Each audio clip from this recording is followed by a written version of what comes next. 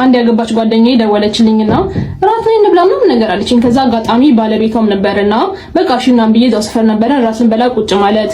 ከዛም በኋላ ራታችንን እየበላን በመሃል የሆነች ልጅ መጣችና በቃ ቅፍ አድርጋ ምናምን መሳመሩት አንገቷ ምናምን ገብቶ ሰላም አለ። ከዛም በኋላ ማለት በጣም ግራ ገባኝ። እሷ ጓደኛዬ በጣም ግራ ገባትና ከዛ ልክ እንደሄደች ልጅቷ ማነች እንደዚህ ሰላም የምትላት ምናምን ነገር አለች። ከዛ ምንም ሳያፍር ውሽም አይነች አለ። አፉን ምንድነው አይኑን አፍጥጦ ነው የሚባለው አፉን እንዳለ ከዛ ውሽም አይነች አለ። ከዛም በኋላ እንዴት እንደዚህ ትለኛለህ ብላ በቃ በጣም እንትን አለችው። ከዛም በኋላ በቅርቡ መኪናን ገዝቶላታል ቤትም ገዝቶላታል ምናምን ነገርና ምንም የጎደለብሽ ነገር የለም። አዎ ስለዚህ በቃ ጸጥ ብለሽ ኑሪ፣ ይሄን ማጣት ካልፈለግሽ ጸጥ ብለሽ ኑሪ አላት።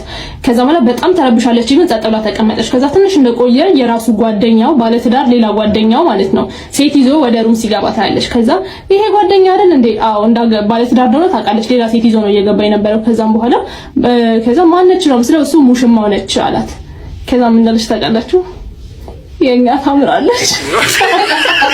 ቪዲዮን ያያችሁትን ይመስል ነበር።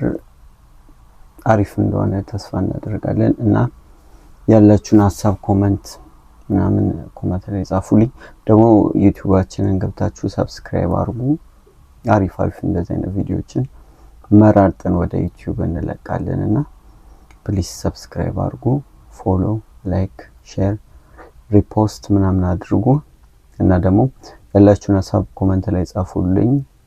ይመቻችሁ።